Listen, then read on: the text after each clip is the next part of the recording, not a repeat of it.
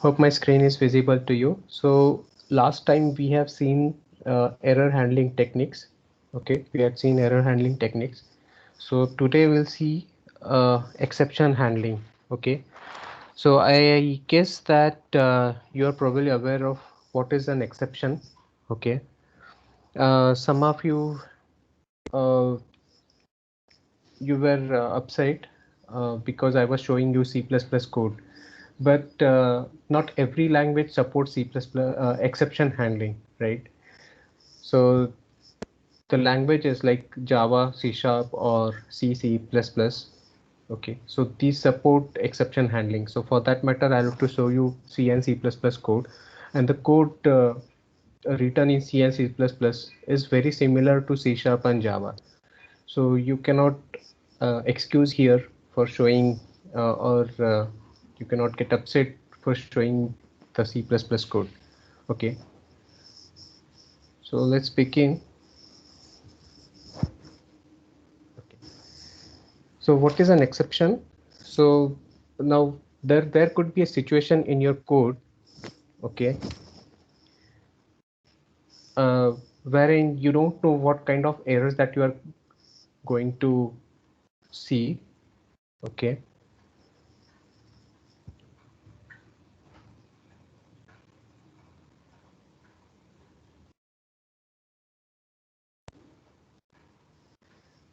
okay, so you don't know what the error could be. So in such situation, what you do is uh, you throw an exception and you let the caller to handle that error in appropriate way. It could happen that the code that you are writing, you may not know how to handle that situation. Okay, or you may not know the context how to handle that. Okay, for an example, here I have given the example of memory allocation. Now let's say that you're writing a string class. Okay, and at the time of allocation you come across to memory out of exception, or you won't get the allocation for your variables. So what you do, you don't know that you are in your library. So what you do is you basically throw an exception because you don't know what to do in the event of uh, shortage of memory. So basically what you do is you throw an exception and you let the caller to handle that situation. In such cases, what caller could do is either it could terminate the program, or it could go on call the same thing again. Okay, it could again call the uh, creation of your object of your class. Okay, it could again call that, or it could convey the message to user. This is one of the situation of memory allocation. Okay, in the event of creation of file. Okay, now let's say that user do not have appropriate rights to open a file. So what user could do is user could run the program in elevated mode, or it could pass the rights to, or it could log in with some different user, and then that user may, if that user has appropriate rights, then it could open the file or it could log into the system. So such handling could be handled at the higher level, at the caller level, not at the routine that you are writing. Okay.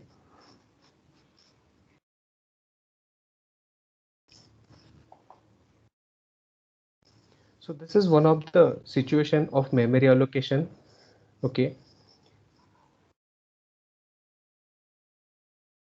Now, now let's say that in this case only, out of memory exception, if the caller is not capable of handling that situation, so what it does is it passes that exception to the le up level. Okay, to the higher level in the caller hierarchy. So by that way, you can ensure that the handling is done by an appropriate caller, right? Everybody is getting here. Can everybody understand the code here? So basically here just we are trying to allocate memory. Okay, in C++, if you don't get uh, allocation done successfully, in that case the variable points to null. Okay, so that's the reason the if condition is checked for null condition, and if the allocation is not appropriate, then we are throwing here out of memory exception. Now throw is a statement, it's a keyword, throw, right, in C++. Similar, you will have similar keywords in other languages. When you come across to other languages, you will see such keywords there. So what the caller would do in such case, if it gets out of memory exception, it will have its own try catch. Let me show my screen to you and show you how the caller handles the exception.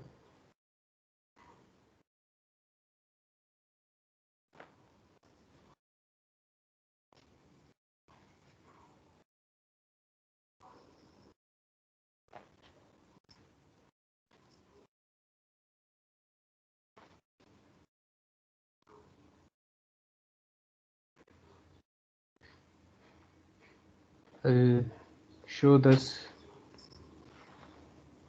or let me show my IDE.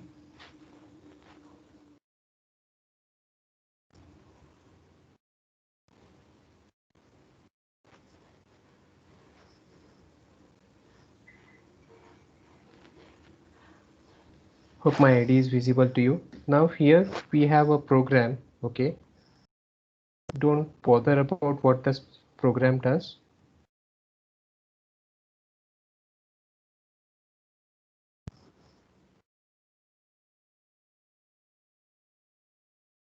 I'll go to console application here, right? And assume that you have a string class. We'll just take that example.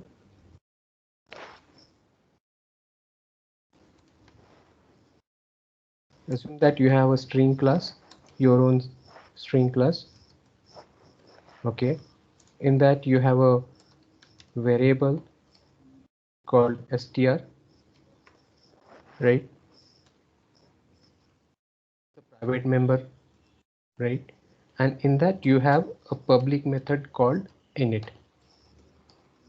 Okay, so what this init does is it just takes an argument type size, okay,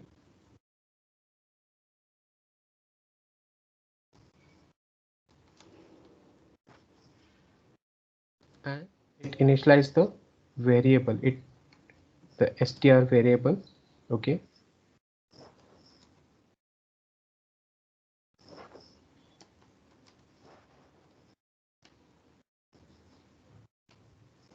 The size mentioned. Now assume that if we don't get memory requested, then we'll handle that condition here. We'll detect that condition basically here, okay. Now C++ does not provide any exception classes, okay, so we'll have to write our own.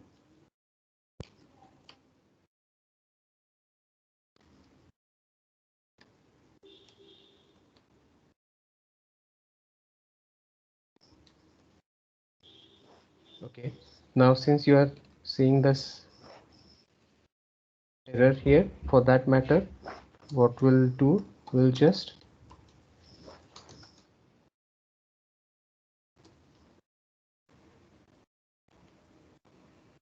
create a class, temporary class. Now in your code, right, so when you try to create an object of type string class, right, so at that time what we'll do is you will have to put those statements in try catch block, okay.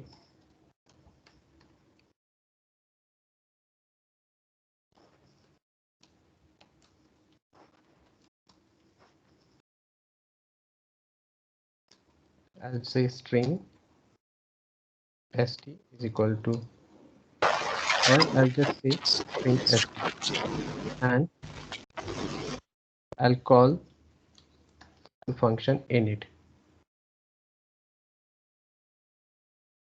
I'll say my string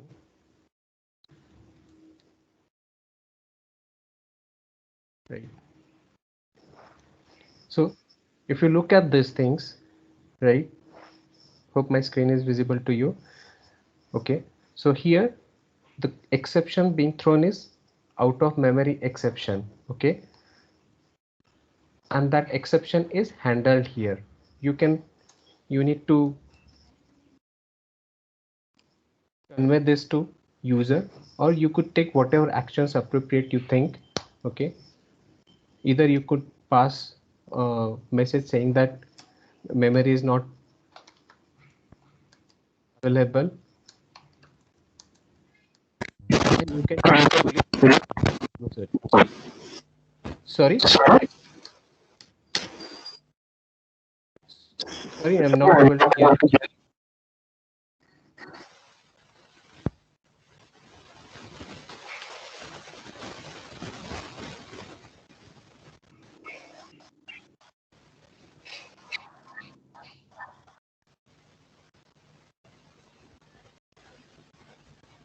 Yeah, so the try catch is very similar.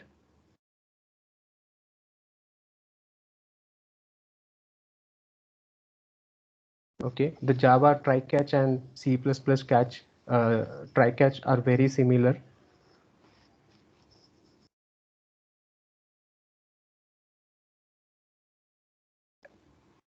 Any other question apart from this try catch in Java?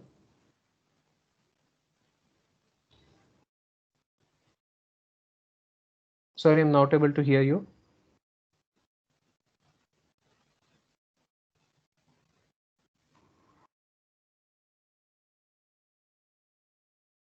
Or if you could type the question.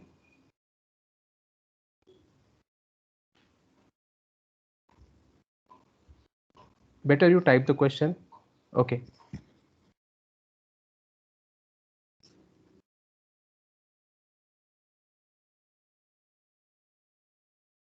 Okay.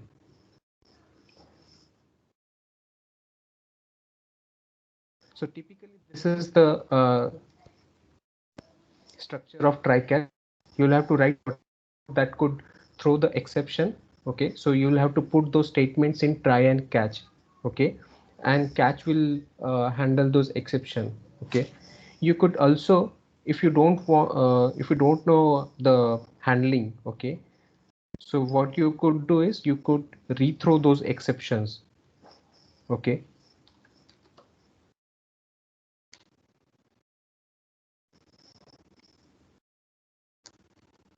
you could rethrow the same exceptions, right? So this exception will go to the next caller.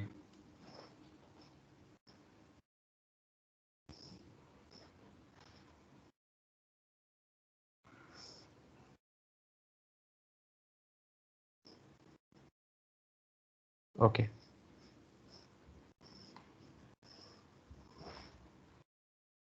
So let's go back to presentation again.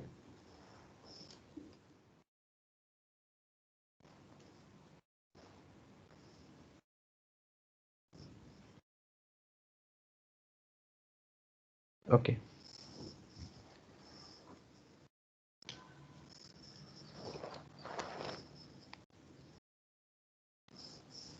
So I just showed you how to catch the exception. Okay. Now use exceptions to notify caller about errors that should be ignored. Okay. That should not be ignored. Now there are situations like memory out of exception or file not found exceptions. Okay, so those errors should not be ignored by error. If you think so, then you could enforce the caller to handle those exceptions. Okay, now the difference between an error and exception is that now error could be ignored by the caller. Okay, but exceptions cannot be. Now usually the not usually but always the exceptions are limited by exceptions are within the limit of thread. It cannot pass that exception beyond the thread. So what happens if there is no routine that handles that exceptions? So if that is the case, then uh, the exception, if ignored, then that thread closes, that thread exits. Okay. Now, if you know this, usually if you run a process, it will spawn a thread, right? Now, if that thread does not handle the exception, then that thread immediately closes. Okay, so that's a not a good behavior. Okay, so usually if you see that if there are any routines that throw exceptions, so you have to handle those. So this is one of the situation wherein you can enforce a caller to handle that exceptions. Now, if you look at the Java code, okay, so Java code contains many libraries, okay, many frameworks, and it enforces user to handle exceptions. Okay. Secondly, when we throw in exceptions, when you see unexpected errors. Now we have seen in defensive programming that there is a way to handle unexpected errors, right? Assertions. Now, assertions are situations where you don't expect that error to be there. So if you add some assertions there, you will, and usually those assertions are meant for debug code, but here exceptions, uh, it's not limited for debug or production code. It's there in every release. Okay, but for unexpected errors, you can throw exceptions. Okay, saying that this is what the situation is. Now you have to handle in the caller code.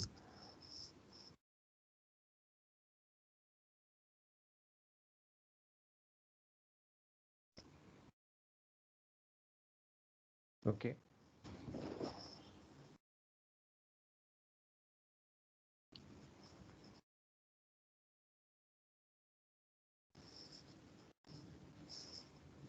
Usually, the common errors, like we just discussed, common errors should be handled locally within the routine. Okay, we cannot enforce every error to be thrown to the caller. Okay, so that actually degrades the performance. So what usually happens is when you throw an exception, the stack unwinds. Okay, you know what is stack unwinding is? All these concepts are very important, right? So when you use exception, or if you use exceptions extensively, usually the performance degrades. Why degrades? Uh,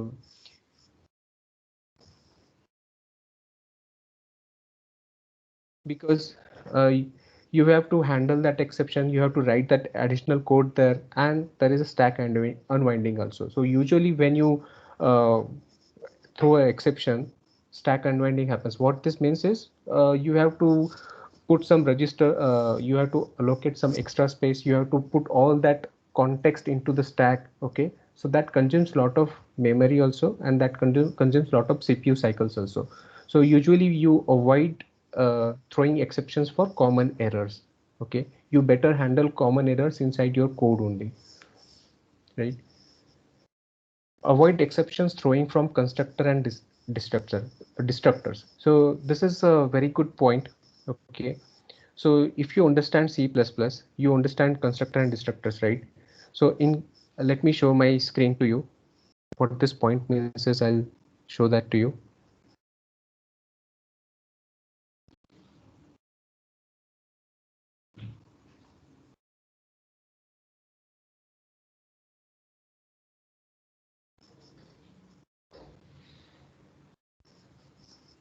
Right, so I have not written constructor here. Now assume that the code that is written in init, okay, we could write this code in constructor also, right? You could get this argument, size argument, in constructor like this.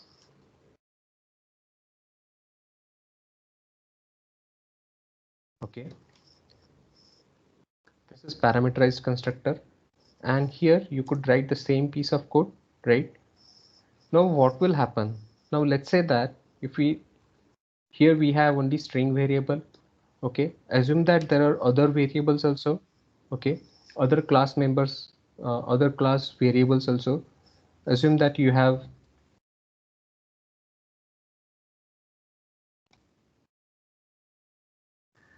a class called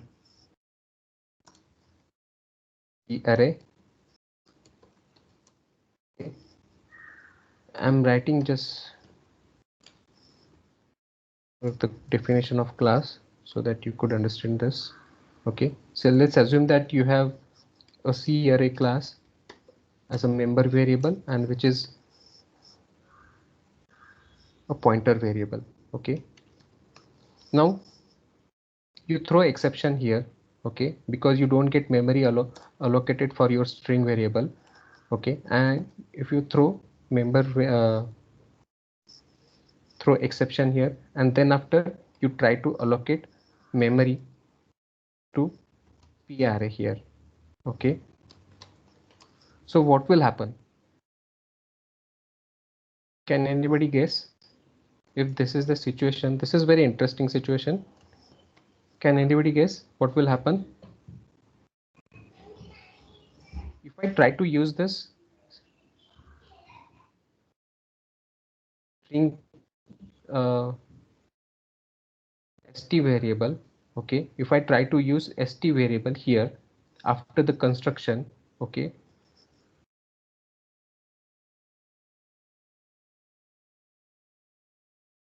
let's say that this, for the simplicity, what I'll do is I'll just declare this variable as publicly so that I could access this in main class, main function. Okay,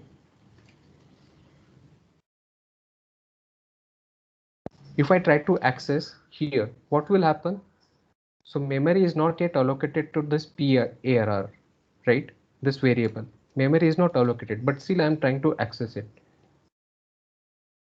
Why it is not allocated? Because initially during the construction, we try to assign the memory to str object, and since we do not get the memory, we throw the out of memory exception. Okay. Imagine this situation has happened. In that case, the memory to PRR has not allocated because this statement is not executed.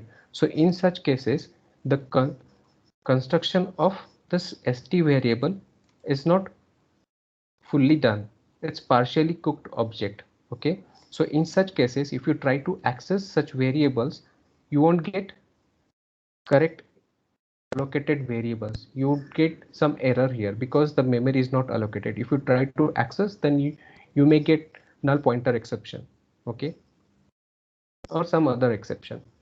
You could your program could get crash in such cases. So that's the reason it is said that do not throw exceptions from constructor and destructor. Okay, and uh, if there is partially created object, okay, in such cases the destructor is not called for such partially created objects. So that's the reason it is not a good practice to throw an exception from constructor and destructors. Okay, so this applies to C++, Java, C Sharp, everywhere it is applied. It is not a good practice. You can throw exceptions, okay, from constructor and destructor, but that's not a good practice. Throw an exception. The next point is throw an exception at right level of abstractions. What this means is, now let's say that the example here given is of now let's say that you're trying to uh, read a file, okay, and while during reading, if you get an exception from your driver, now uh, at root level, at system, in the system operating system, you will have drivers to read the disk. Okay, so disk is not directly written by the software, so there has to be a driver to read the disk. Okay, a particular sector, particular number of bytes from a sector, it is done by the driver. Now let's say that the driver throws an exception, although it is not possible to cross a exception beyond a module, okay, a library or a process, but assume that your code is there, okay, residing next to your driver, okay, and that driver throws an exception. Now that exception is at low level. What it will say, it's not able to read the particular sector. Now if you pass that exception, okay, to the caller, and assume that that program is viewed by a normal user. Now showing this exception to the normal user that a particular sector is not readable, okay, it's not meaningful for that user. So better you show a appropriate user which is understandable by that user, right? So instead of showing that sector is not readable, you could say that record not found, or the file is not readable. So based on that, user could act.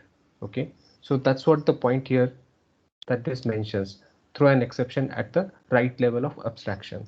Okay, hope this point is understood by everyone. If not, let me know.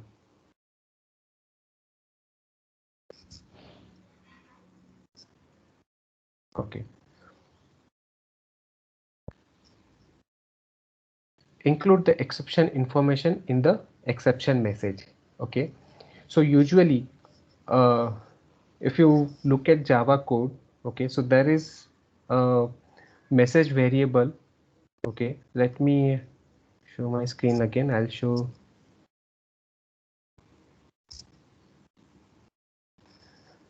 Wherever possible, I'm trying to show the code so that you could understand what these points are trying to say.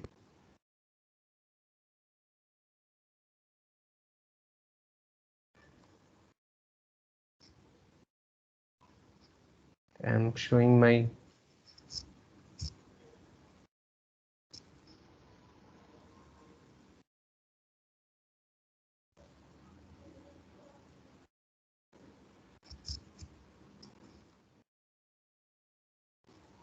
Visual Studio. Okay, so usually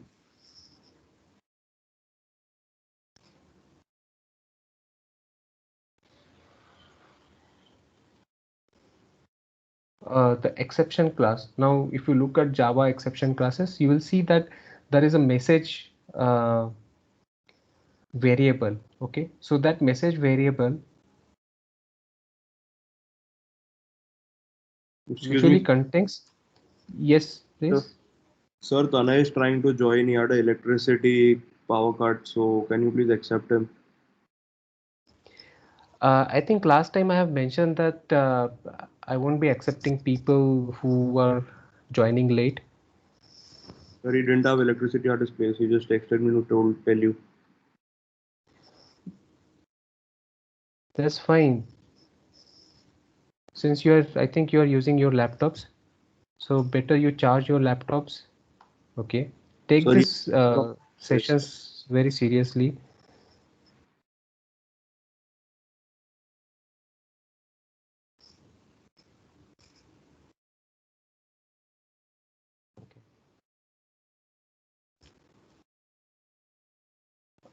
Okay, so I was trying to say that usually in Java you will see that message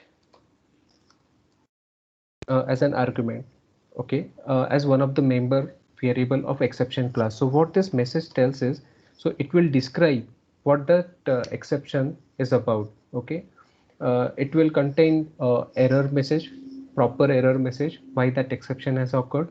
Okay, and it will also contain some additional information like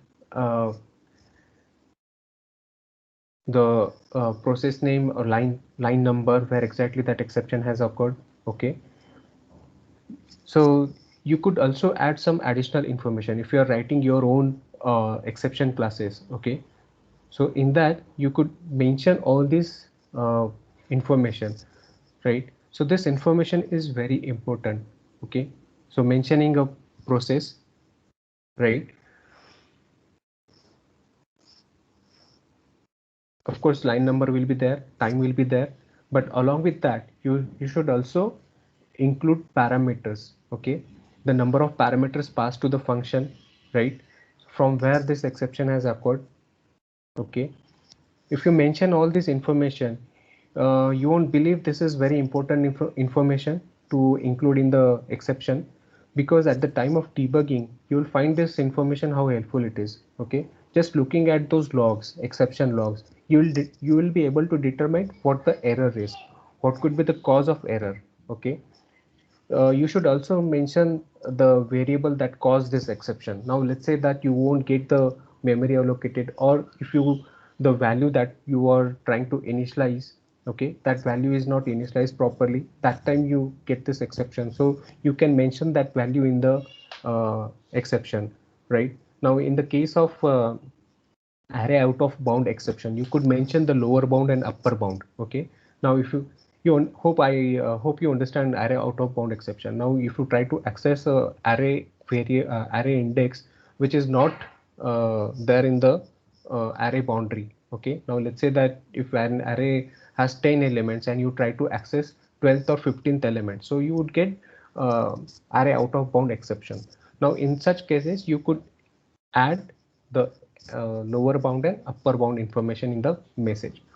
Okay, uh, just to give an example, I'm working on a very big project. Okay, it has almost 43 modules inside. Okay, and every module consists of lakhs of lines of code. Okay, now when the time is there, when actually we debug the code for a particular defect. Okay, so what we do is we don't go live debugging. Live debugging in the sense we don't hook a debugger to our code, to our binaries. Instead what we do is there are lot many logs. Okay, now let's say that exception is seen in the log. Just looking at those logs, looking at the variables, we dump every possible value in the log. Now if we don't get those information in the log, we additionally put that log information in the logs.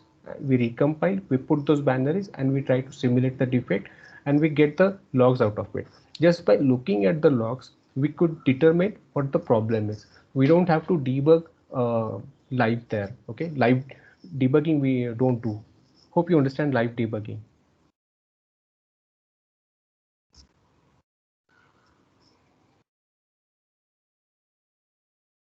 Okay,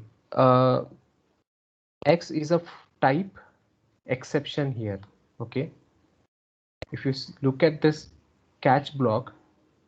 Okay, so catch block contains the exception that is being thrown by the call, and X is a variable of that type, that exception type class. Okay, now here message is treated as an error because here the exception class do not have this, out of memory exception class do not have this member variable called message. If I write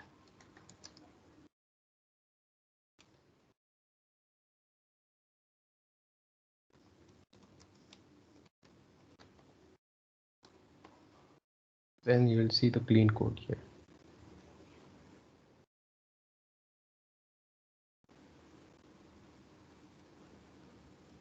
Just to make the code cleaner, I'll put this declaration statement just below, just above try. Okay,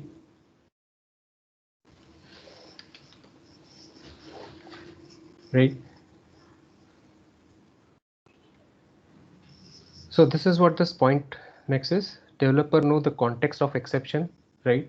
So from where this exception is occurring, so you could mention the context there in the exception, meaning that the thread ID, process ID, okay, the time, whatever information that you think of, you could put that in the message. Okay, and remember that this information is very helpful for debugging purpose. Okay.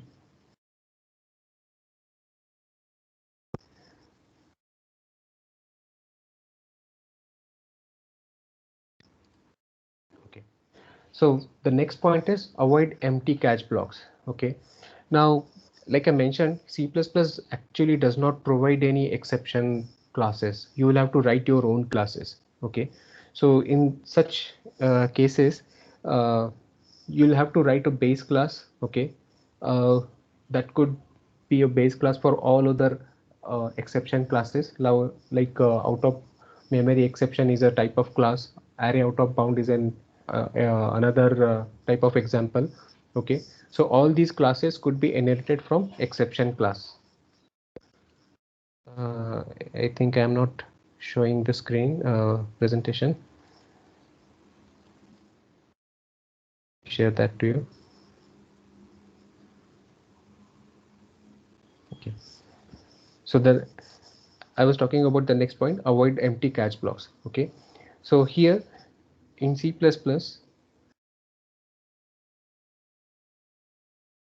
the catch block could contain this 3 ellipses. Okay, this is actually a mechanism to handle generic exceptions. Generic in the sense any type of exception. If you don't specify any class type here, so it could catch any type of exceptions.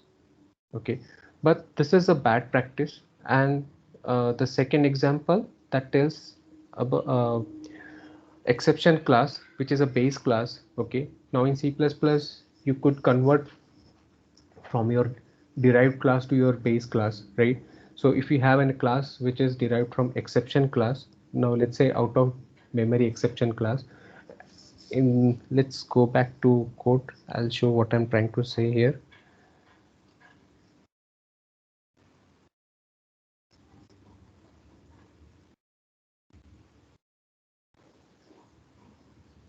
Okay, so here the exception thrown is out of memory exception. Okay, now let's assume that we have a class called exception, which is a base class. Okay, could write some you could design it better way, but for simplicity I'll say public exception.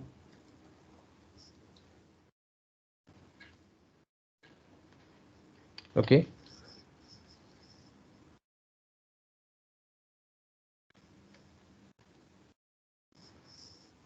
now instead of catching this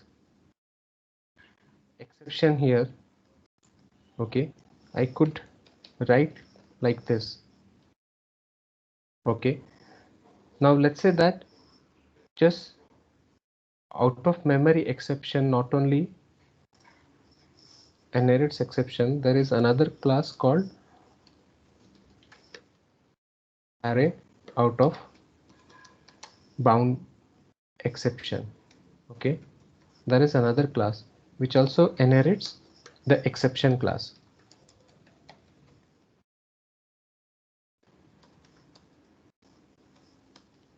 Right, and so let's say that this string class in some way tries to access an array and it could throw array out of bound exception. So this exception, it could catch any type of exception. Either it could catch out of memory or it could catch array out of bound exception.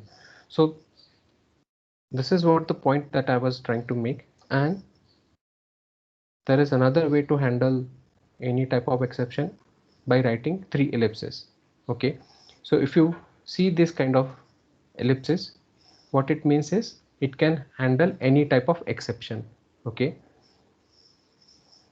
so the point that I was trying to make is it's a bad practice to have these 3 ellipses or a generic or a generic exception class.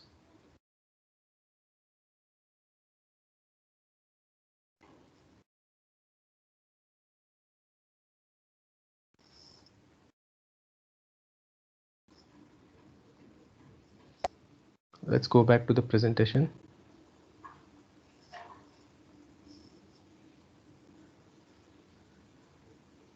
Okay, so adding catch blocks for generic exception is considered as bad programming practice. So the catch block should always specify the type of exception it is going to handle.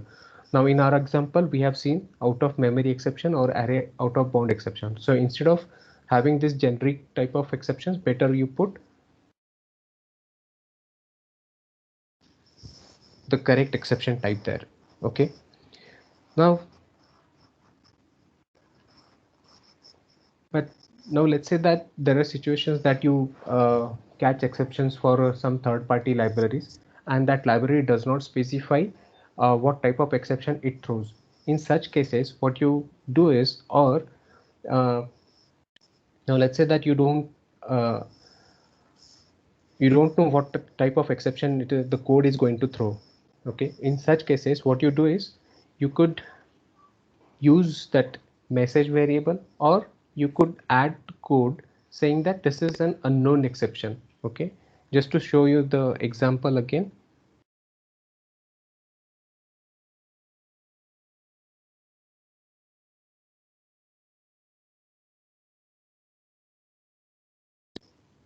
If you tend to catch the exception generically, instead of, so you could, what you could do is you just convey that message, or you could log the exception saying that this is an unknown exception, and of course you will put the additional information like process name or thread ID, whatever information that you could put here. Okay, so this way you could log the error. Let's go back to the presentation.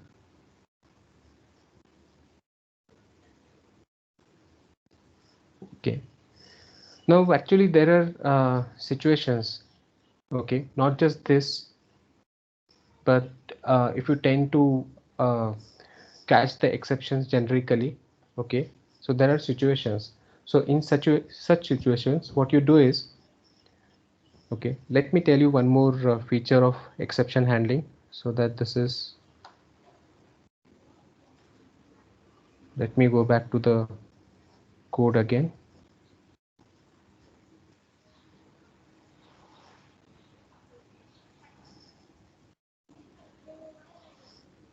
Okay, so let's say that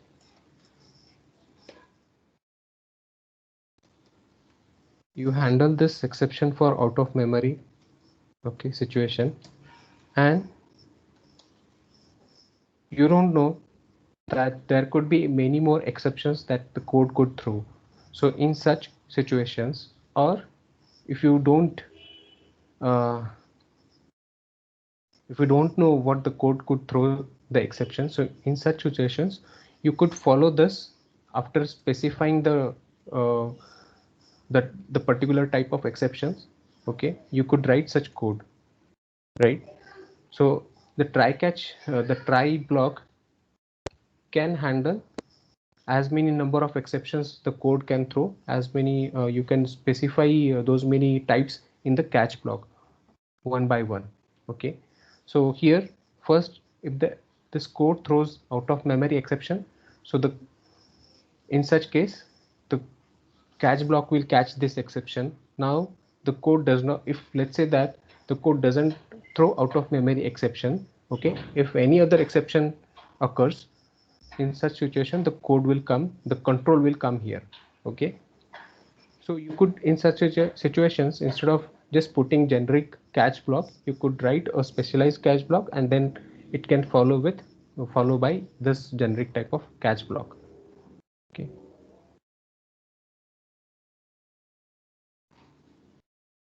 hope you are trying to understand what I'm trying to say here. Let's go back to the presentation.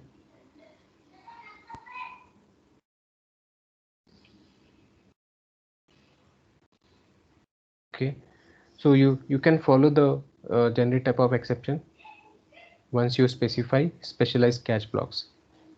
Okay,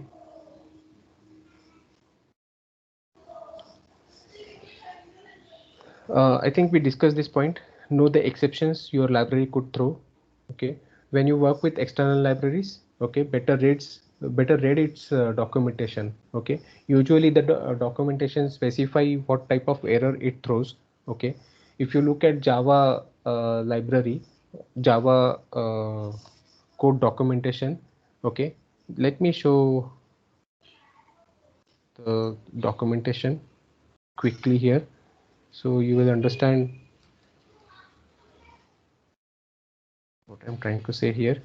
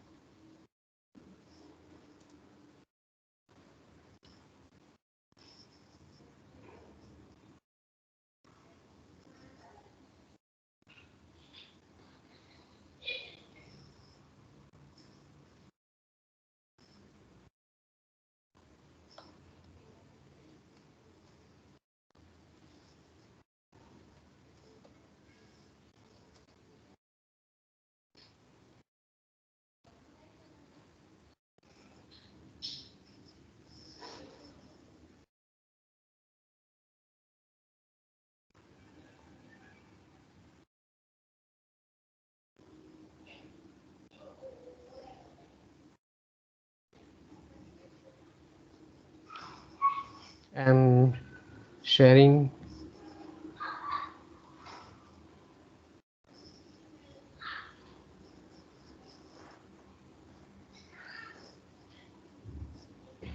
my browser here.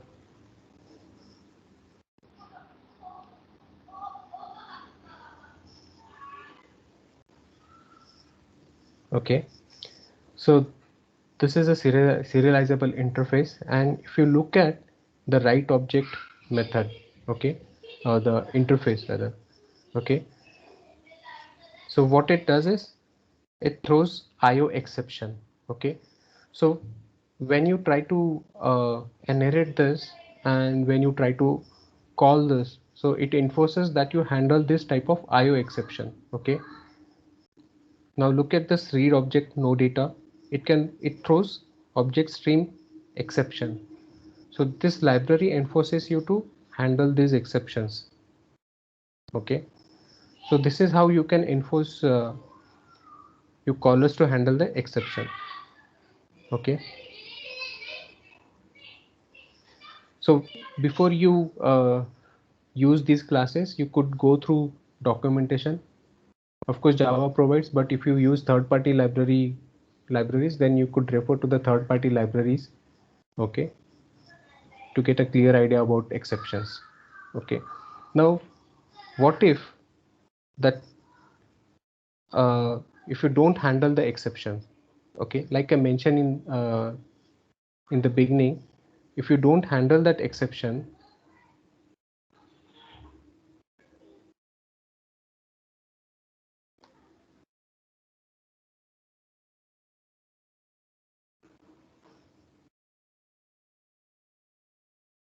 okay, so if you don't handle that exception, usually the program aborts. Okay, so this is not a expected behavior. So instead what you do is you handle that exception. Okay, and like I mentioned, if you don't know the exceptions, you could put those statements, executable statements, in try catch and generic catch block. Okay, so the another way of handling exception, okay, you can put a centralized mechanism to report the exception. Okay, so like I mentioned that I'm working in a larger project where there are number of modules and lakhs of lines of code is written. So in such cases, what happens is processing of every exception is very difficult. Okay, uh, because the logging, it has to be a consistent logging. Okay, from one module, if you are just not outputting a process name, or if you're not putting a thread ID, okay, it becomes very difficult for a developer to debug such logs. So instead what you do is you can put a centralized mechanism where you could just pass the exception object to that centralized processor. There you could process that exception the way you want. Okay, so with this processing mechanism, you will have some consistency over logging. Okay, and believe me, this is very important feature of logging, consistent logging. Okay, And at the centralized place, you could have a fixed mechanism of processing it. You could uh, put additional information there, and that information will be applicable for all the exceptions that are thrown in your program, in your project. Okay, that also gives a better control over exceptions, meaning that now let's say that not every exception should be reported, so you could discard such exceptions at centralized place. Okay, what will happen if you try to report every exceptions from uh, every part of code? So your log will contain uh, unprocessed, unformatted messages. Okay, and it could be very difficult for programmers to debug such logs. Okay.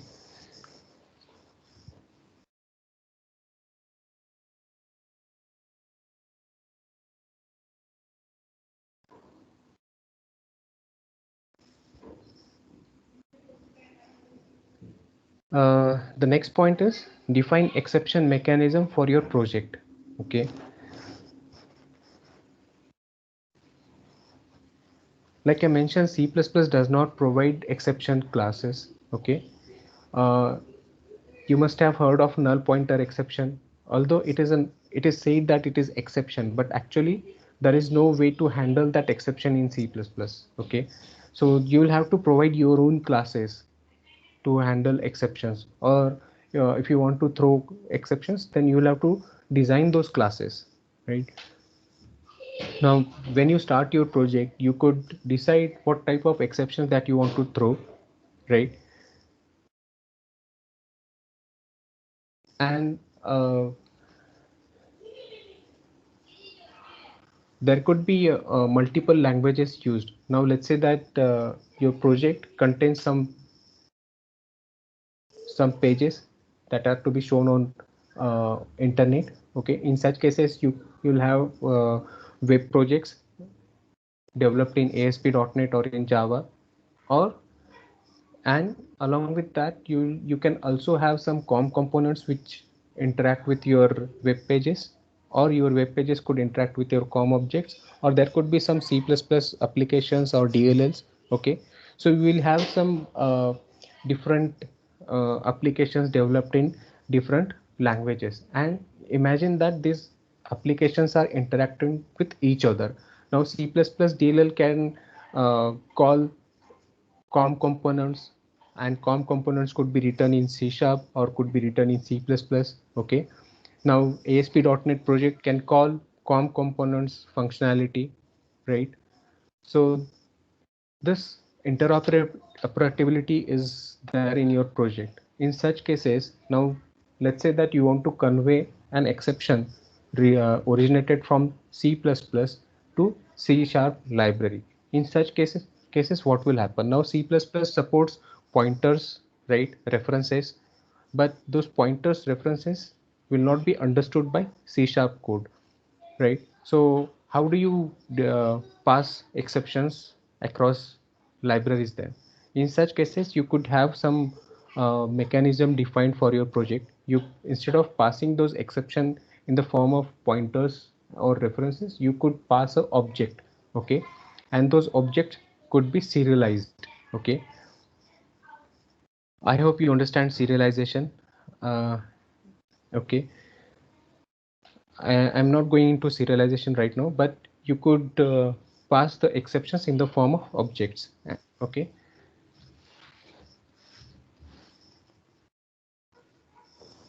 And when you pass the exceptions in the form of objects, the exceptions can be passed across languages, different languages. Okay.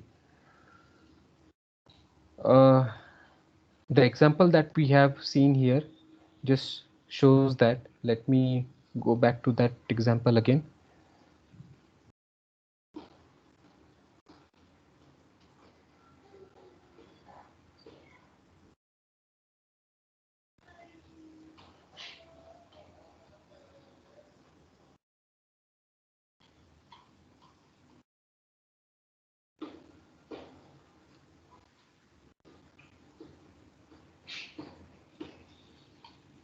Okay, so the example that uh, the code this shows is, here we have this exception as a base class. Okay, then we have array out of bound exception and out of memory exception. Now imagine that we have a centralized reporting mechanism, right? So there, now let's say that a particular module uh, creates a new type of exception, right? But then that exception is particular or is meant for that particular module. Now when you have a centralized reporting mechanism for exceptions, so that centralized module which handles the exception, which processes the exceptions, is not aware of the newly created exception class. So in such cases, you can just simply convert that type of exception into your base class and you can process over it. Okay, of course object slicing will happen here. Okay, but you will have that message, you will have that whatever the parameter that it passes or captures, all that information will be there in the message class, message variable, and you could process over it.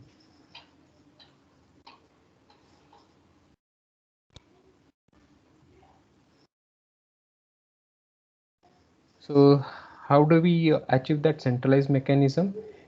Okay, instead of just showing here, what you could do is you could define a function. Okay, assume that this is defined in a different file. Okay,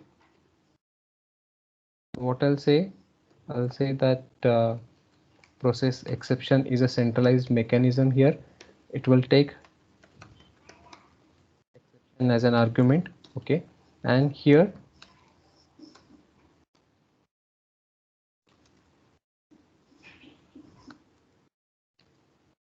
I can put whatever information or whatever processing that I want to do here. Okay, now I can log it.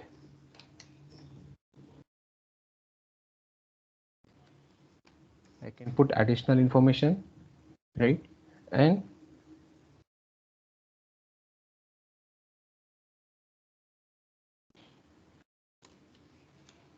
I'll just say here process exception and then X, right? So this is how I'll handle centralized, I'll process exceptions centrally. Okay.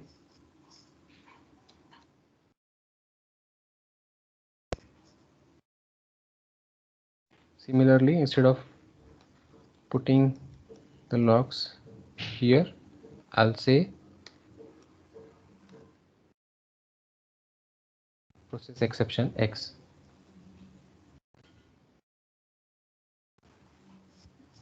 I cannot do here because we don't have exception variable here. But then if you say, let's say that you have array out of bound,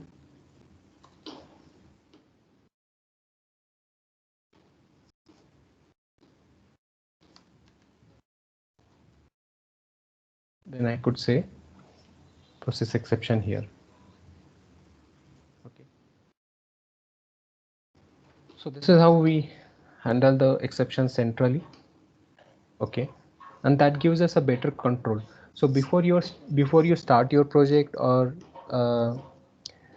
you actually write your code, begin your code, you could have this mechanism in place.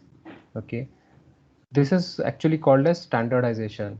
Okay, standardization of your coding practices. So you could define all those processes before you start. Usually these are done by architects.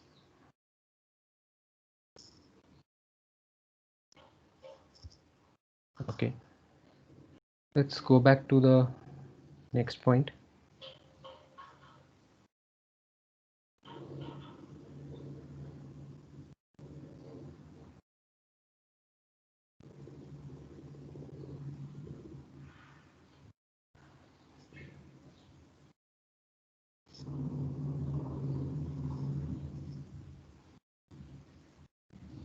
Okay. So the next point is define exception mechanism for your project. Okay. I think we just discussed that. Project can standardize the exception mechanism for their project based on following points. Define how exception information flows across languages. We just discussed this point. Okay. Define exception classes for the project. We also discussed this point. Okay. Define exception classes for the project. This helps to handle the exceptions at centralized place. We also discussed this point. Next point is define the uh, circumstances under which the exceptions are allowed to throw and when the errors are handled locally. Okay, so I think we again discussed this some time back, but let me reiterate that point again here. Uh, the places where you can handle the local variables, the errors locally, better you handle that there at the same place rather than uh, passing that error as an exception. Okay, like I mentioned, uh, throwing an exception could degrade the performance of your application. So better you handle the errors locally. Okay, only the situations which are not known to the routine.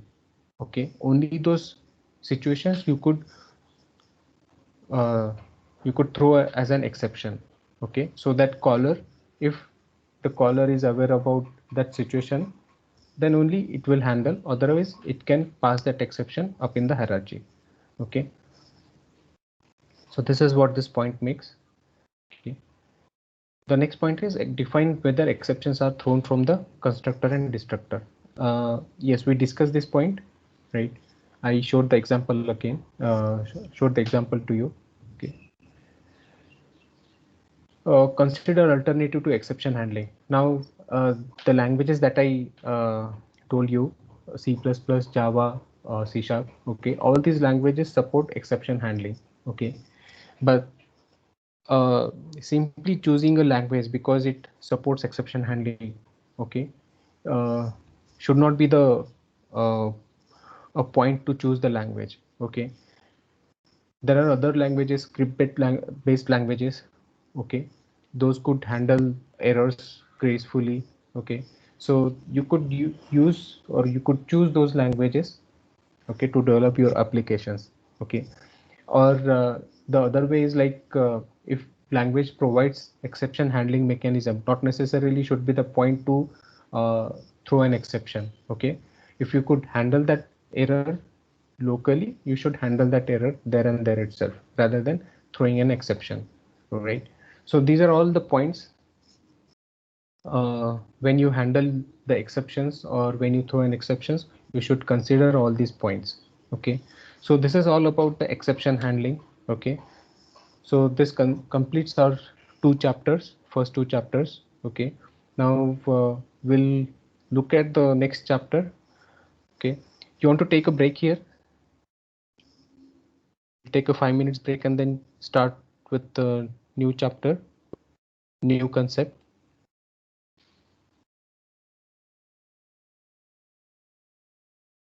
If you want, just let me know or else I'll continue.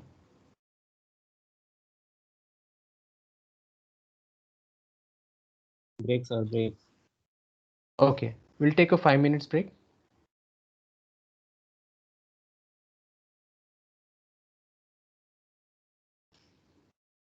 It's 12:14. We'll just meet after 5 minutes, 12:17.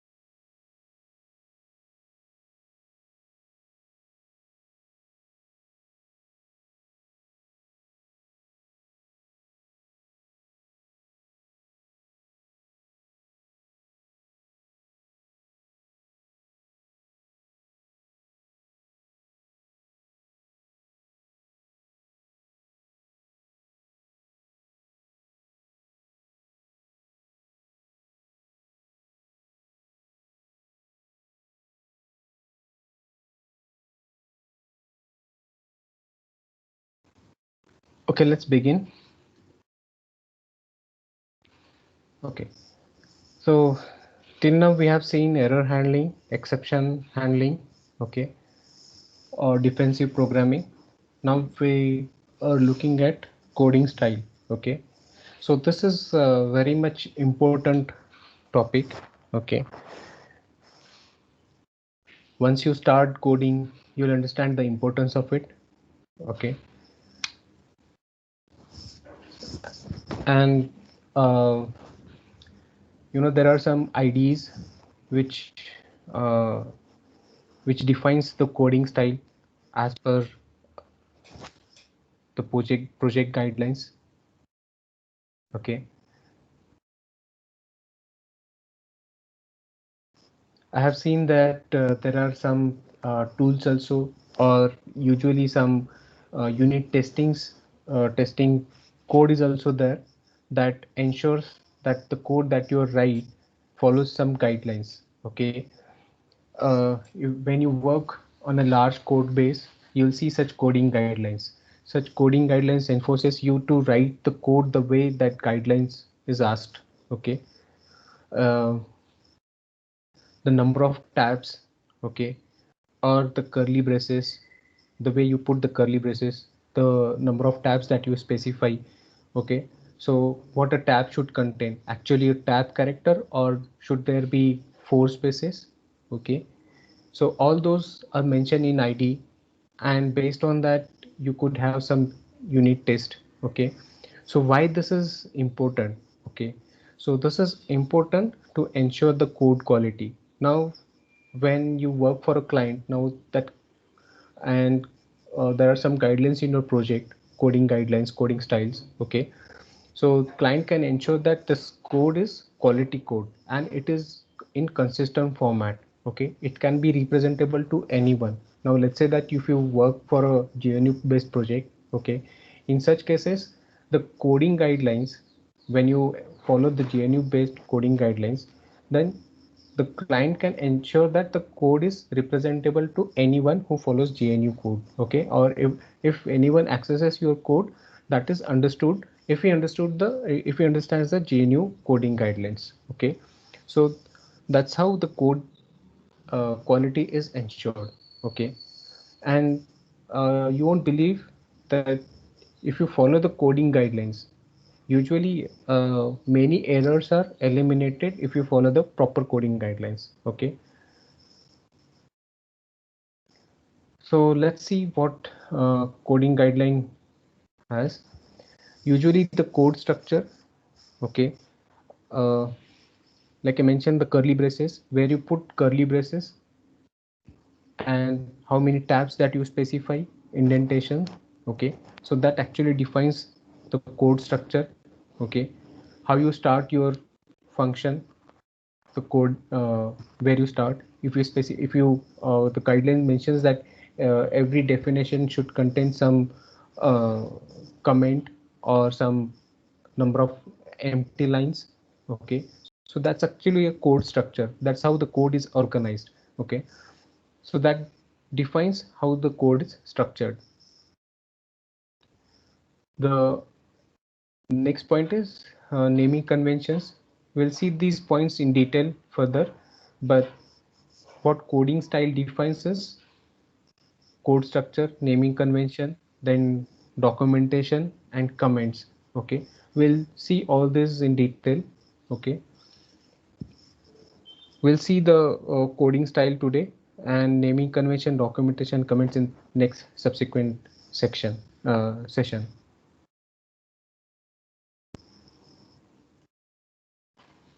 Okay, so coding styles are for presentation purpose. Okay, so this actually does not enforces any it does not enforces on any compiler. Okay, it is just for aesthetic purpose. Okay, if you follow particular coding guideline, usually the programmer adapt to that coding guidelines, and based on that they do their static analysis of the code. Okay, now just look at, let me show you one code base here, code here.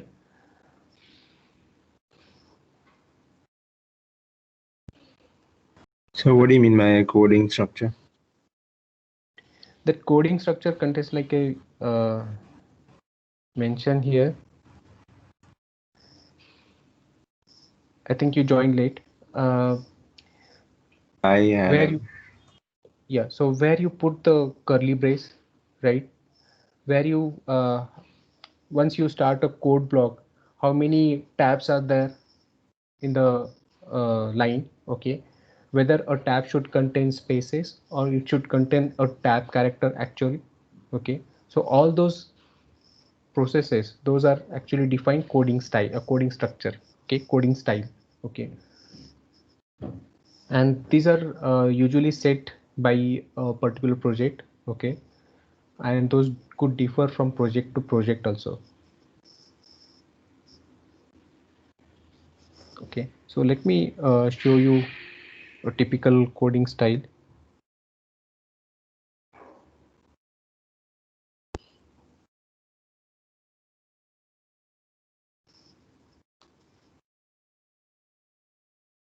I'm sharing my IDE here. Okay, so if you look at this piece of code here, okay, so every statement when a block is started, a code block, okay, it has fixed number of tabs here, right?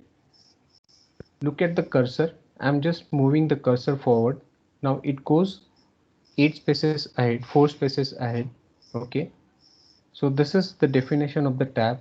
Now you can define the tab also, whether it should contain spaces and how many spaces it should contain. Okay, so when you uh, move the cursor, it will move 1 space ahead, not 4 spaces ahead. Okay, look at the curly braces, how curly braces started, how it ends. Okay, and this is very important one, because now I am accustomed with this ID. Now if I now look at the cursor here, at now it is there on the line 60. Okay, now if I want to know the starting or the related curly brace for this closing bracket, okay, I'll just press a key here, it will go to the related, it's related curly brace, right? Now it is at line number 54, so it will show where the curly brace starts and where it ends. Okay, so this is a feature of IDE. Okay, so if following a guideline, right, so those guidelines can be added into the So that's IDE. provided by the ID only, yeah. Yes, that's provided. This key is provided by IDE, right? This key is provided by IDE.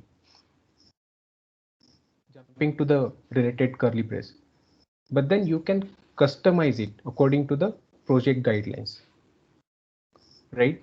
Now The look at ID is giving the feature. What more should we implement from the developer point of view? sorry, can you come again? If the ID is already giving the feature, why do we have to implement it from the developer point of view? Okay, so this is one of the coding guideline, right? The one that I'm showing you, this is one of the coding guideline. Now this is not a GNU coding guideline. Okay, this now there is another coding guideline. We'll show that, we'll come to that point. Okay, now the another coding guideline you must have seen like this. The brace starts after the function uh, definition begins. Okay, where the name of the function is mentioned, from there only the curly brace starts. Or for example, the other example could be, let's say now I have a for loop here. Okay, so where the for loop, the keyword is mentioned, from there only the curly brace starts. Okay, this is another coding style, right? Now if your project mentions that this is the project coding guideline should be followed, right? So in such cases, you will have to customize that coding guidelines, and you can make changes in your IDE, right? Now, if you look at the cursor, it moves back 8 spaces, right? You could also customize this. That's a tab, right? That you would have to do in your ID, because some IDs have like the tab would be 2 spaces, or you can tweak it to, or you can change the settings for 4 spaces. Yes. So you can customize as per the guidelines that it mentioned that you have to follow. Okay. So many project guidelines don't allow tabs to present in their code. Okay. For some reason, they have many reasons, right? Now, let me tell you about one tool. Okay.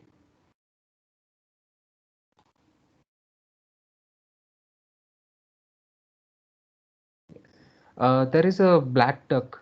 Okay. What this tool does is, if you borrow a code from internet, right, it will detect whether the code is borrowed from internet or if it is your own code. Why this is done? This is done to ensure that you're not violating any licenses. Okay. So what is it called? Because Black Duck. black duck. Does it come like with the ID or something? No, no, Does it no, come with no. the You have to. software? Yes, it's a separate software. It doesn't come along with the ID. You have to purchase it. There are many softwares. One of them is this tool. Why would Okay. you want to download something that would cause some inconvenience? That would cost. Some inconvenience if you're going to download some software like this that causes inconvenience to the developer and does not allow him to use code that's already there. Okay, imagine that you are working for a Microsoft. Okay, you are working for Microsoft or Google or any branded company. Okay, now that company owns some piece of code, right? They have to ensure that the code is written by them only. It is not borrowed from internet or somebody else's code is there in their SVN or their code repository. What would happen if any third party or any uh, any developer finds that Microsoft is owning that code? What will happen? They will sue them, right? They will charge some money. They'll say that Microsoft is using my code or Google is using my code. Okay.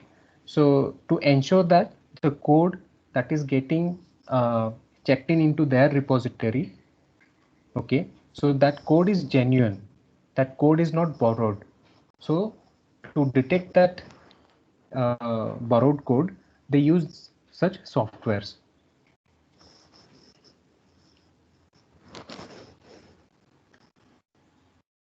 Hope I answer your question. Yeah, okay.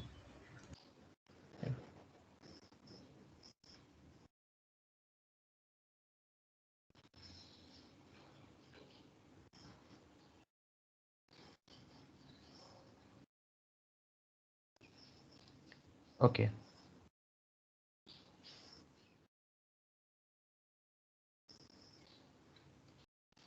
I was showing the ID, right?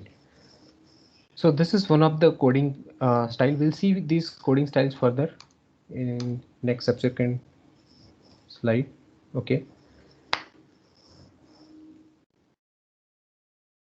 And I was again mentioning that once you accustom to coding guideline, okay, let that be any coding guideline, let that be your own or it is defined by your project.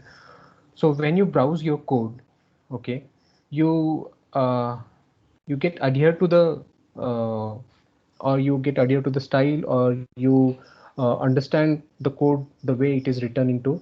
Okay, so just by looking at the code, you will say that this is one of the block. Okay, these are only few lines of code. Imagine that you are browsing very huge code base. In that case, this coding guidelines make sense.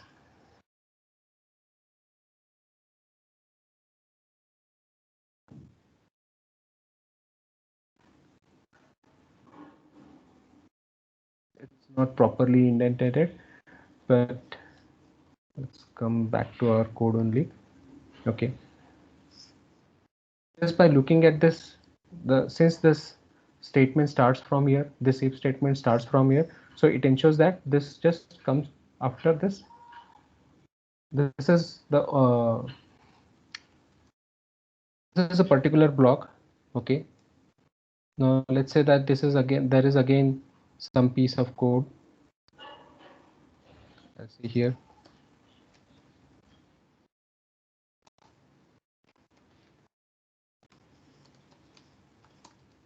Right.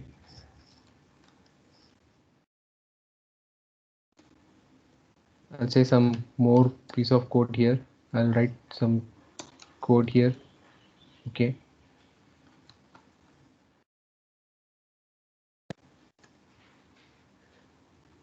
So just by looking at this, I can identify particular block of code, right? Right.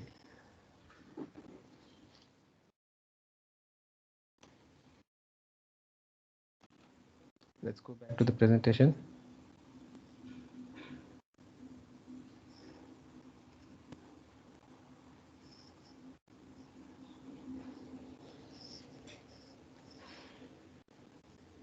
Okay.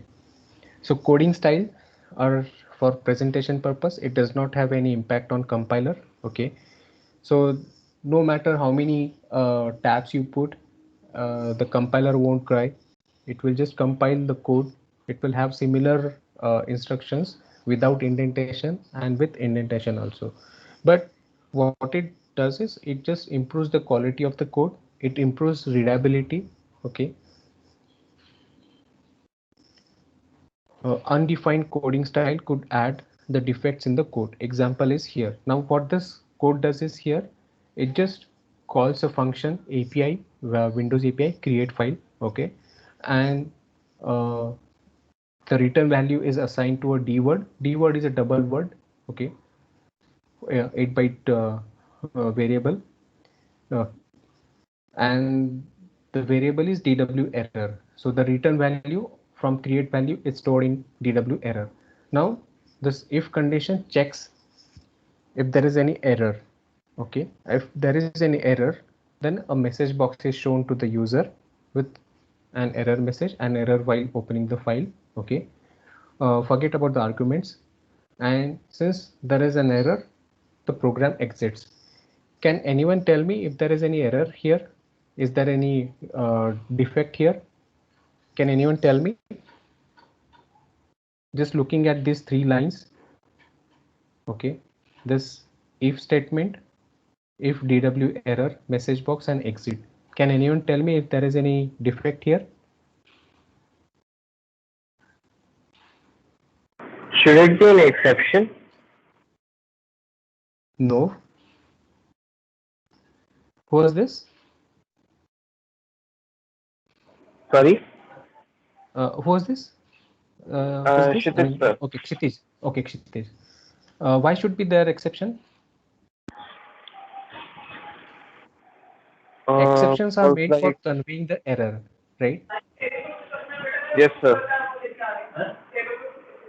But then I'm saying that there is a defect here, a bug is there in these 3 lines. Be like, okay, fine, I can answer. No problem. Yeah, please. Yes, can I answer it? I mean, I just want. Yes, please. Yeah, okay. Please. It's maybe because once you code an application and if there are errors that you want to fix, instead of going through the whole code again, you can just like, do a try and catch, fix it over there. You don't have to go through the whole code and find out where the error is. Maybe that's why try and catch is very important. No, I'm saying that there is an bug here. Okay, we have completed the exception handling topic. Now we are looking at the coding style. Just because we are not adhering to a coding guideline, okay, I see that there is an error. Let me share this ID and probably you will understand. I hope that you understand C and C++ very well. Okay. Yes. Since I'm getting assignments and I think that you understand this, just let me share ID. Okay, so I'll just write those statements here again.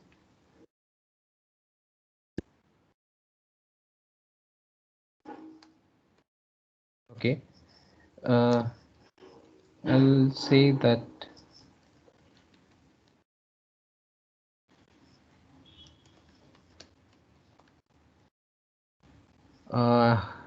forget about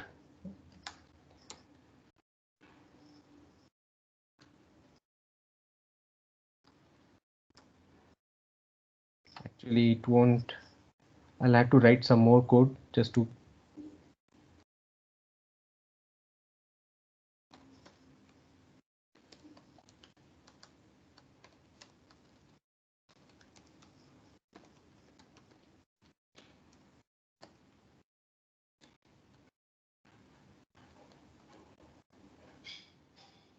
since this is a command based application, so it won't take that. If it takes, okay, it will take number of arguments, but for simplicity I won't pass any. I'll just say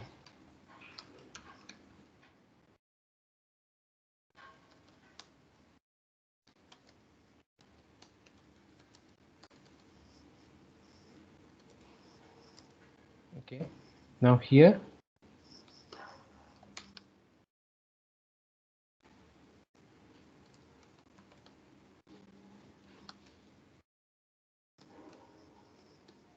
I'm writing this. Okay, message box again is Windows function that used to show a message box.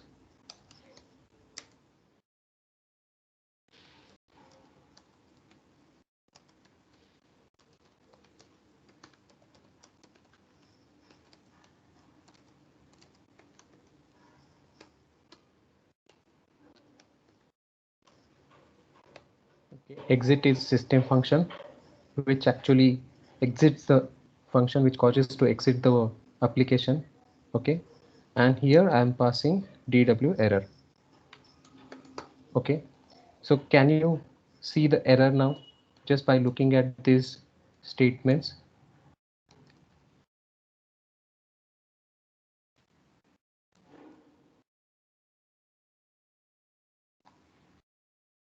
See, now the error here is this if statement. Okay, it executes till it don't find any semicolon. Now the semicolon is here. We want to exit the application, right, when there is an error. Now if I don't specify these braces, what would happen? If I don't specify these braces, what would happen? It will execute only this statement for this if condition, right? And this exit, it will execute for every the moment it enters into this function. Okay, this if condition will not affect for this exit. Okay, even though the block, even though I have written like this if condition will affect only this message box, not this exit. Okay, so that's a defect. Even though you don't see any error, your program will exit, right? So this was the defect. So how you can rectify it? By putting braces here. This is an extra.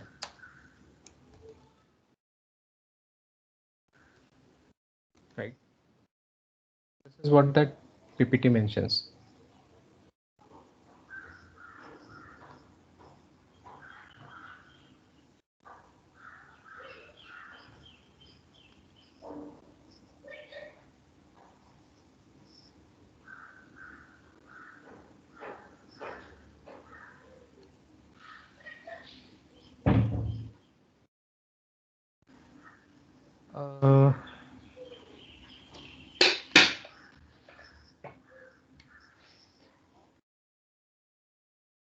Let's go back to PPT.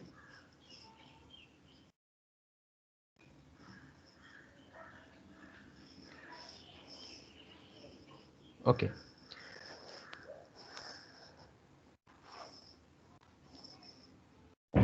The next point is developer tend to read the code based on the style adopted. I think I mentioned this point. Okay. If a tab specified for a block of code, the code blocks. Sorry.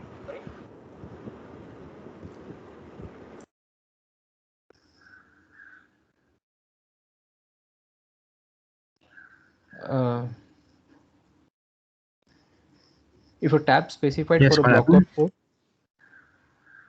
code, is there anyone want to ask anything?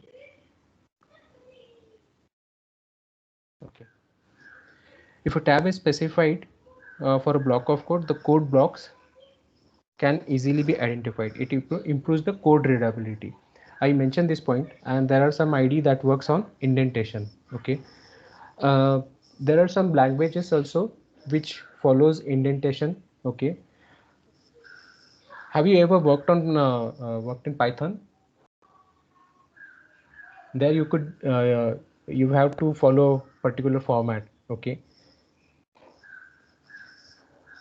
The blocks are identified based on indentations. Okay. So it actually, the language itself enforces you to follow some guideline. Okay. We are going to look at all these naming convention variables in detail in further, but what coding style defines is all these parameters. Okay. Naming conventions for variables and functions help to analyze the code statically. Okay. If you have this naming conventions like prefix L underscore or G underscore or A underscore, so those prefixes help you to understand the code better. Okay. In our example, let's go back to the example again.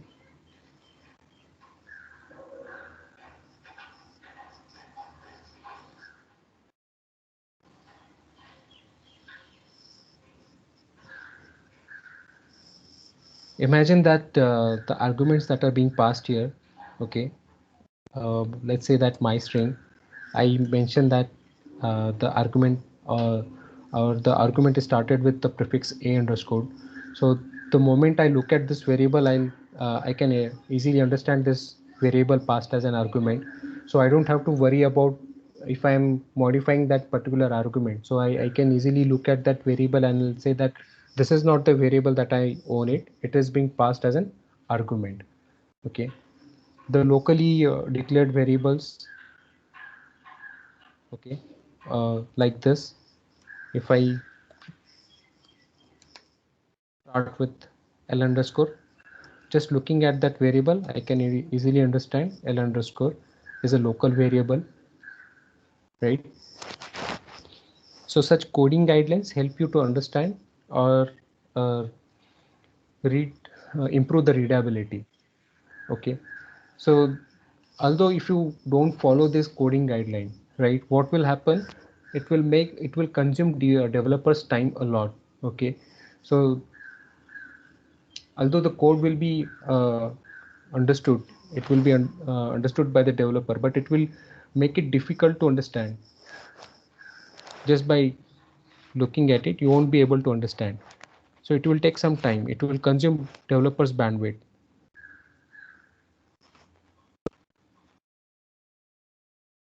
So that's the reason it is better to follow coding guidelines, coding standards. Okay.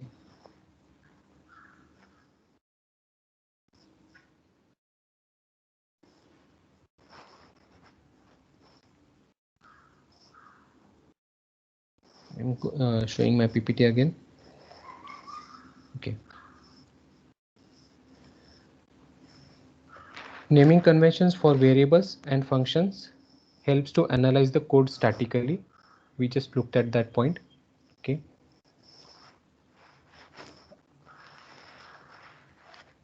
To create a presentable code, adhere to coding style, okay, the one that are been defined by your project. Okay, you need to follow those coding guidelines. Do not change those coding guidelines per module or per file or per function. Once that is set, it is set for across all modules.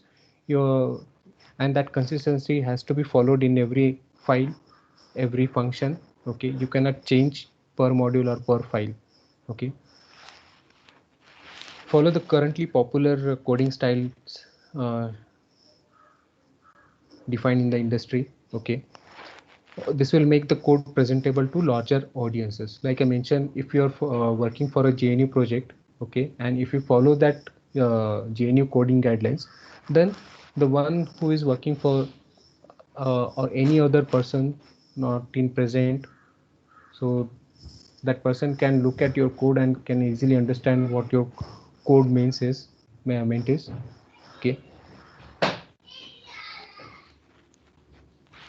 the coding guideline is meant for larger audience because the code could be modified by other programmers too. Because I think we have seen this point in defensive programming. You need to write the code for other people, not for brevity. Okay, so you don't have to prove yourself.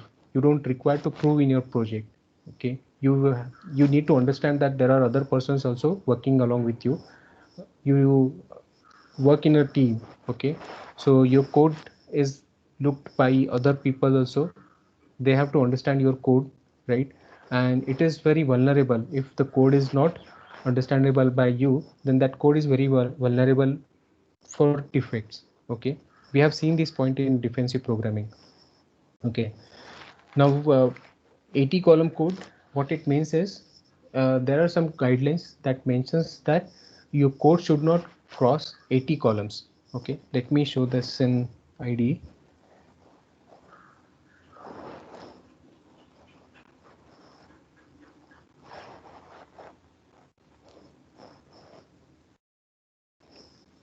I'm showing my IDE.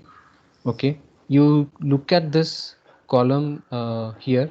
Okay, just below this blue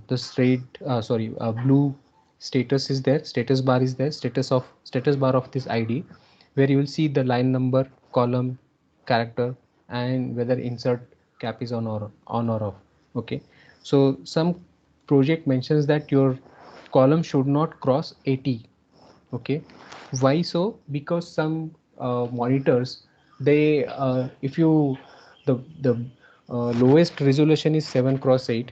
Okay, 8 cross 6. Okay, so in such cases, if you look if you have resolution of 8 cross 6, in that case, if you have line numbers, very long line numbers, so in that case you will have to scroll it to look at just the complete line. So that makes very difficult for developer to understand the complete line. So some project enforces that the column should be only 80 columns per line.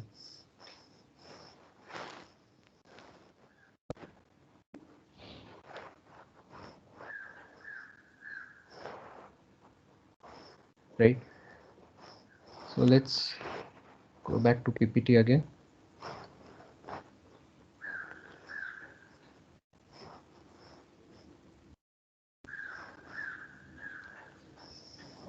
Okay, some of the coding styles here are mentioned. First is Kernighan and Ritchie, which is very old one. Okay, and Java follows this coding guideline. If you look at this coding style, uh, the brace starts just after the function name. Okay, and then after a tab is specified. Okay, look at the while statement again. The brace starts just after the while statement. Okay, then after a tab is presented, tab is given for the new line. Okay, and the closing bracket, look at the closing bracket, it ends where the keyword has started. Now the closing bracket for while is where the while statement starts. Okay, the column of while and column of closing bracket is same here.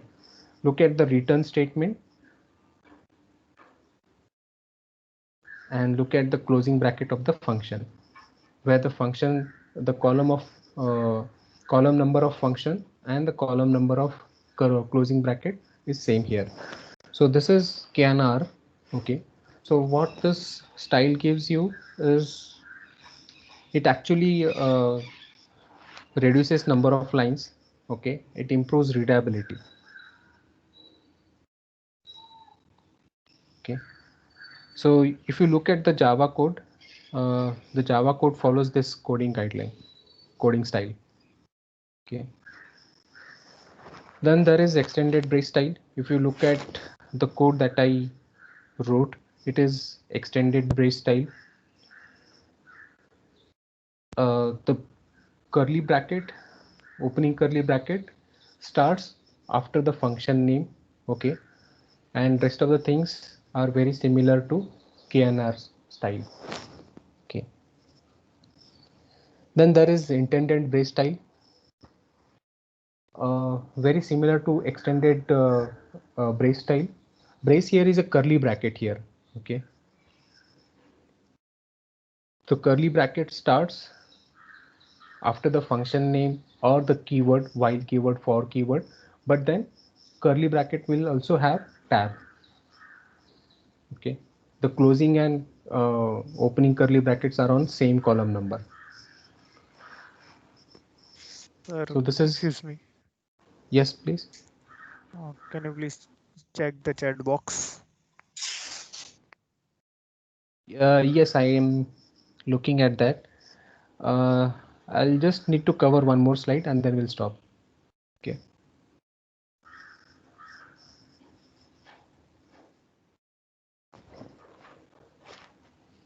Okay, so here are some coding styles, right? These are common coding styles, and if you look at MISRA, okay, Motor Industry Software Reliability Association, they have also developed a tool, okay, that can detect if the coding guidelines are followed as mentioned by MISRA or not. Okay, so you can just go through these coding styles. Okay. We have also seen Hungarian notation. We'll look at that notation again. Okay.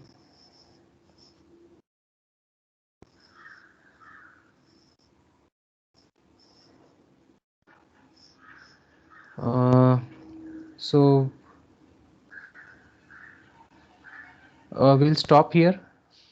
Okay. And those who have not submitted, please submit the assignment because it is for your evaluation. Okay. So we'll stop here today. Sir, I have Thanks a a lot. request to ask of you. So yes. My request would be if you could just put up the list of the assignments because it has been a bit hard to keep track of.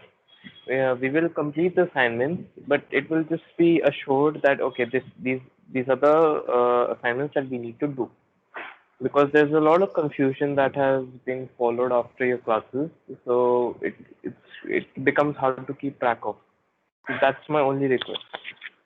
So you can listen to the recording if you want to listen to the if you want to know the assignments. Okay. That's all right, But sir. sir, but sir, that's a very tedious process, and also we were informed that we will either get a mail or it will be on the assignments part of Microsoft Teams.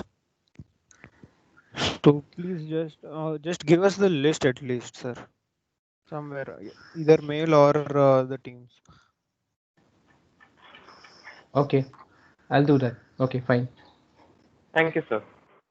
Thank you, Okay, sir. no problem. Because for every assignment, looking over 1 or 2 hour lectures is not logical, sir. Okay, fine, no problem. I'll put the assignments in the assignment section. Okay, and I have collected the attendance. No problem. Thank you, sir. Okay. Thank you, sir. Thank you. Thank you. Bye.